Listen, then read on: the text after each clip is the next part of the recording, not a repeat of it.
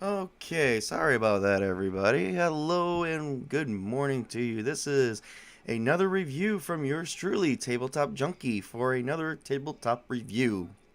Once again, I do apologize. We had some technical difficulties this morning. Once again, uh, it's been a rough week. The internet is not working right. I've reset. I've done everything possible. The next step is to get a technician out here, and I'm just like, no. I'm gonna wait till kids go back to school because that's costly. Like now they raised the price of a technician. It was like $50, $60. Some depending on your internet provider, it was like $30. I mean, I've had them all, but now the internet provider that was when I had the internet provider I have now, I had like 8 years ago, and it was like 50, $60, or you could raise your bill a little bit and pay a monthly cost of a technician visit. Even if you didn't use a technician, you still had to pay for a technician. Like they were coming out on a monthly bill, which was $3. But now all the prices have been raised, and it's terrible. And it's like now they want close to $100, and I'm like, yeah, I'll just wait till see if people go back to school, because I'm thinking, because I mean everything was fine right up until everyone's out for Thanksgiving. This is kind of like Thanksgiving break, so I'm hoping maybe that's all it is. It's just too many people, because I don't know anyone who pays for cable anymore. I don't. I don't watch I don't even watch TV. I do a lot of times reading books and stuff. So, as you guys mostly know, I do read a lot of books. Castles and Crusades being one of them, and I've done a lot of review on uh, I've done a lot of reviews on many books, especially from Troll Lord Games.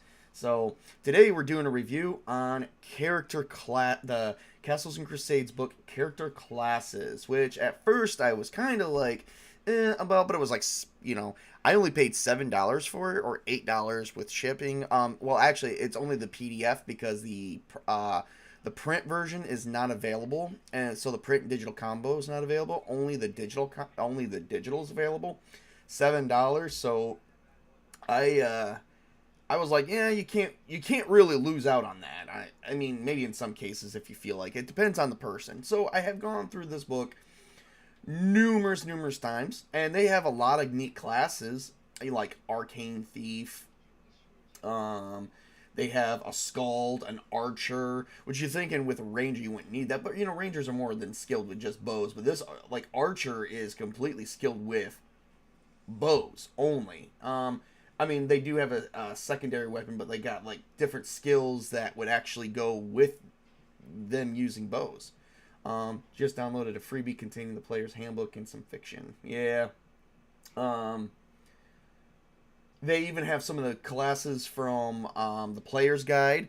Now, see, I have the eighth printing, so they've added. I think the stuff that they have from the player's guide is from the seventh printing. For the other classes, like the assassin from the seventh printing, the barbarian, the bard, because they have the normal classes. But the additional classes they have is stuff like arcane thief, archer. They do have a regular thief that doesn't have some of the rogue stuff. They just have some of the pickpocket stuff. A little bit more focused on that. Scald, pirate, who uses a they have a picture of a pirate here. Let me go to the pirate real quick, because I'm kind of going through the book now. They even have a chromatic mage and a magic user, one that doesn't specialize in anything other than channeling magic. They don't even specialize in most spells. They even have divine knight. I mean, they have a lot of good stuff. I've actually counted. So I counted the core classes that you can get from the player's handbook, and then I counted all the additional classes. So the core classes are already counted for, so they give you 17 additional classes. Now, I've been looking through this book, and they have everything you need to run the classes up to level 12. To get to level 13, they don't have anything beyond that, whereas in the Player's Guide 8th printing, they have everything. They have levels 1 through 12, and then they have 13 through 25, or 24, and then 25 is like the cap, if you want it to be. I'm pretty sure there's ways you can go beyond that level, because I myself am working on a campaign that should take my player characters from level 1 to at least level 14, maybe 15, and then 15 is going to be kind of it. So we're going to need information for levels 13, 14. We may not need anything for 15 because they may not go beyond 15 at all. So they won't be able to reap the benefits for level 15. But between levels 13 and 14, they might be able to. They're definitely going to reap the benefits from 1 to 12. And that's just based how the experience is, too. So they even have variants of other classes in here. Like they have the Luminary, which is a cleric variant, they said. A Luminary is a holy person, a priest or priestess blessed by the gods. They even have like a war priest in here. So I have a war priest. A little spoiler, I do have a war priest NPC drawn up for people to battle, but it's more or less they only call that person a war priest because basically it's a priest who's fighting during wartime, and they're the ones leading everything. So it's not a real war priest. Oh, Colin, if we survive, of course. Colin, that is something we're going to talk about in another video. So keep that in mind. If you want to put that in another comment of one of my other videos, go right ahead. On that one's coming up in like less than an hour. So we're going to hurry up with this. Because there's really not much to go on here. They do give you 17 additional classes. And then they do give you the core classes, all 1 through 12. They do have an expanded class book I just found. So I put that in. That too is only got a digital copy, and it's only $7. So to me, I might just pick it up at some point. The other 3 books I tend to pick up at some point to look into the classes would be the Adventurer's Backpack and then the Adventurer's Spell Book for Castles Crusades from Troll Lord Games. But right now, we're not here for all that. We've been going on for almost 10 minutes, and honestly, this isn't going to take that. As I said, the character classes book gives you 17 additional classes and the core classes with the levels and abilities from 1 to 12, and it caps out at 13.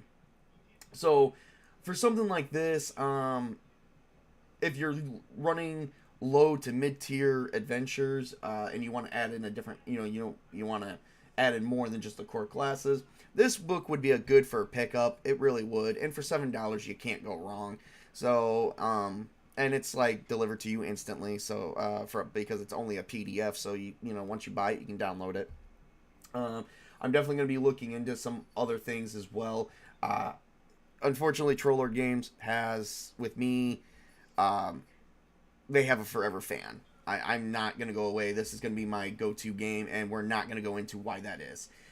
Because that's political, and I don't like politics on any of my streams. I'm just, this is about gaming and fun. This is for us to escape our everyday world and to go into a realm where we can relax and enjoy each other's company. That's always been my thing. But yeah, so not much to go off other than they do give you some really neat classes like Pacer. I don't even know what a Pacer is. I even read it, and don't even think I even have the idea of it. They even have something called a Primal Druid, which is a druid, but apparently a druid from old times, very ancient magic. So, I do like that too. So, a Pacer. The Pacer may be a wonderful asset or a terrible adversary. They are well known by merchant, nobility, and others who want their needs fulfilled within the outside of the laws, and towns and cities being very versatile. They can achieve their goals both by strength of their sword or by stealth and study. And it looks like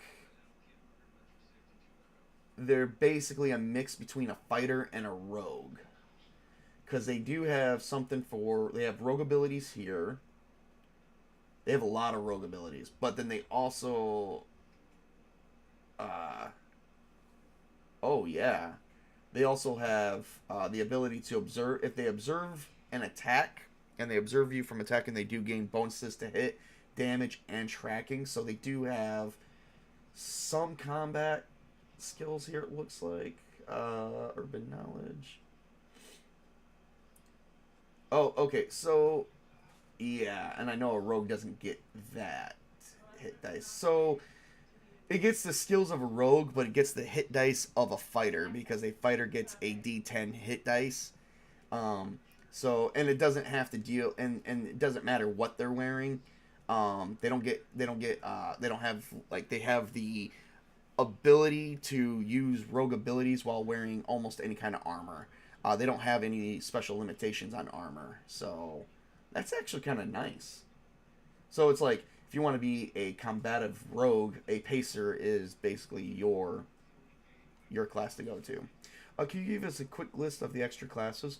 Yeah, I'm gonna have to go through and write them down, Colin, because it's like there's like 17 of them. So we'll go through them real quick. That'll extend this out just a little bit more. So Arcane Thief is the first class that you come to, which is one of the extras.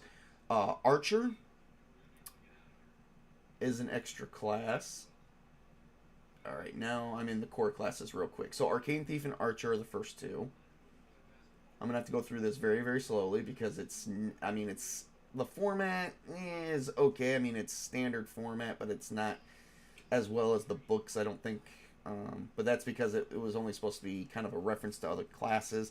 It doesn't say it is a reference guide alone. It's, it is supposed to allow you to add more classes to your games. All right, so we're getting all right, so we did Arcane Thief, Archer, Chromatic Mage. We did talk about that.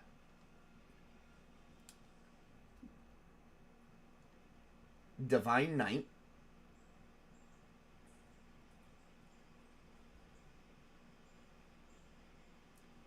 So that's 4. A Duelist. Ethereal Knight. I like the Ethereal Knight personally. I've been looking at that one.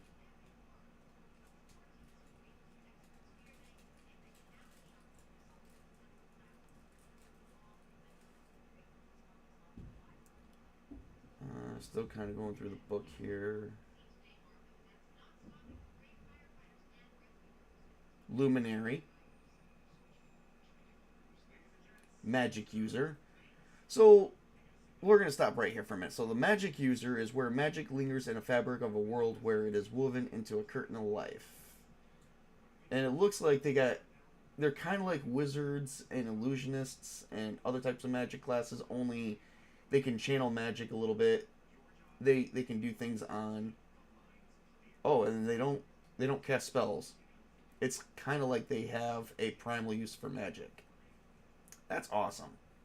I technically probably would rename that instead of saying magic user. I would say the word mage. All right, so after magic user, we have Oathsworn. Pretty sure that's a knight variant. Person who swears an oath. A pacer.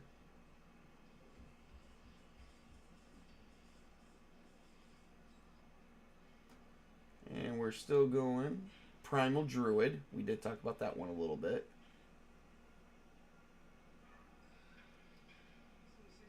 Primal Druid kind of makes me think of a shaman.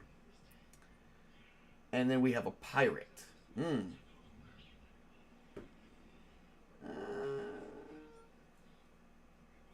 Pirates are pretty cool.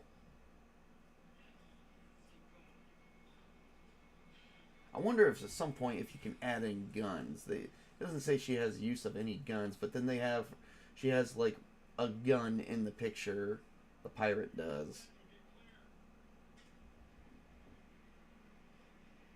Which is interesting, and it's a simple, your run of the mill, the flintlock ones.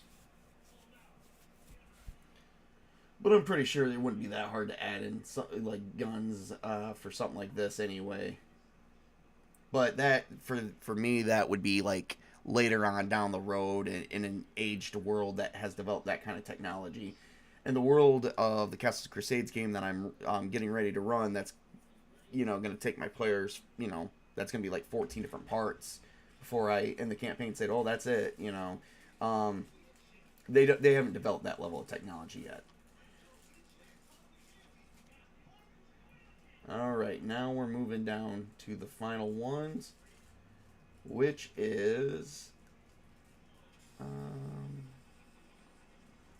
Rune Mark, a Rune Mark class. That one is that looks kind of complicated. I'm not gonna lie, that took up like a couple pages. A Seeker,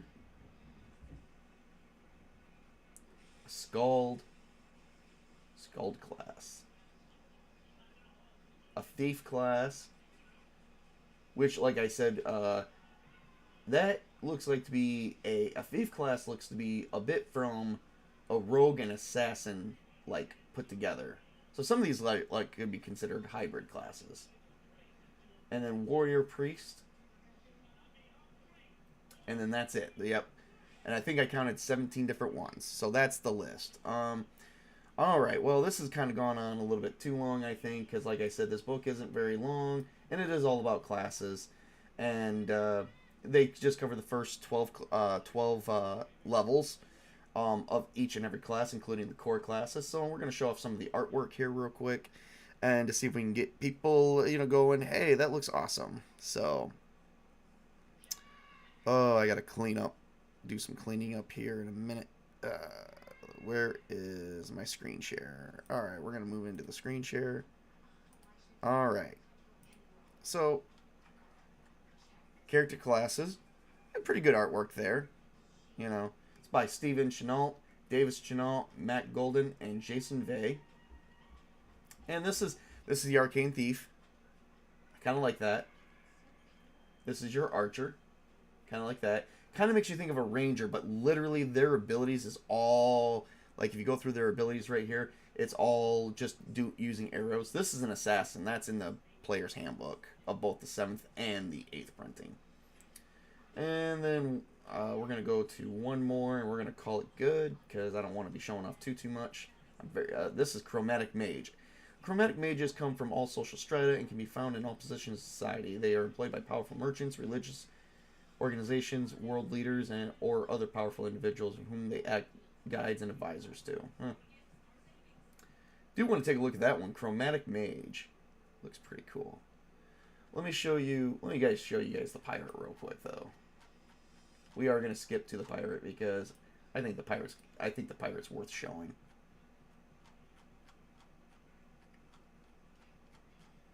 Now, at some point, I may allow these classes from this book specifically into my world, but right now, because I am actually hosting my game for new players, I want to stick to the core. This is the magic user I talked about. I want to stick to the core from the player's handbook strictly and go from there, and I have my reasons for that, of which I will not get into. Just because my reasons are my own, and really I don't think I have to explain myself. I'm the GM, I'm the one running it. Usually I don't like to say, hey, I'm the GM, my rules, my game, my house, my laws, all that stuff, because a lot of GMs like to use that as a power trip, but I don't want to be that guy. Why are all pirate jokes bad puns? I have no idea. But you know what? Colin, have you ever seen The Gamers, Darkness Rising? You should listen to that, because the GM in that see, here's the pirate. Yeah, look at that. I think that's beautiful artwork right there.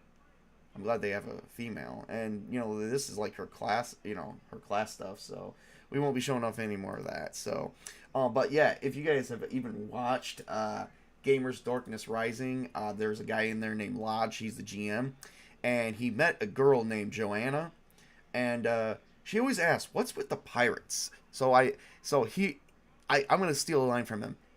Everything's better with pirates. Yeah. We could get on a historical and debate about that, and it's actually proven true that that is a myth, that pirates never did go R. That was actually a myth that was formulated by actual people outside of those who were pirates. I actually had a friend who did a section on pirates, funny story. We could get into debate about history all day long, and I don't like to, but put it to you this way: my friend kind of pointed it out, that there was a lot of misconceptions on pirates back in the day. You gotta understand the way he puts it, and he was not into gaming, but I think if he ever got into gaming, he'd probably be pretty good at it. Just like, I think he's good at designing the law of the land on stuff, because he said that a lot of people were considered pirates because it was a law, because they went against the law. And, he's like, back in those times, you have to understand, In today's time, we have interpretations of laws. That's why you have lawyers. But lawyers didn't exist back in those times. So if someone just thought you were guilty, you were, you know, and even though if you could prove your innocence, a lot of people a lot of people still did what the town folk wanted because it would keep you in power. So the law was absolute. So a lot of people were deemed pirates, just like kind of like the Salem witch trials, where people were deemed as witches, but yet nothing like that was really going on. There was a lot of things back in the day.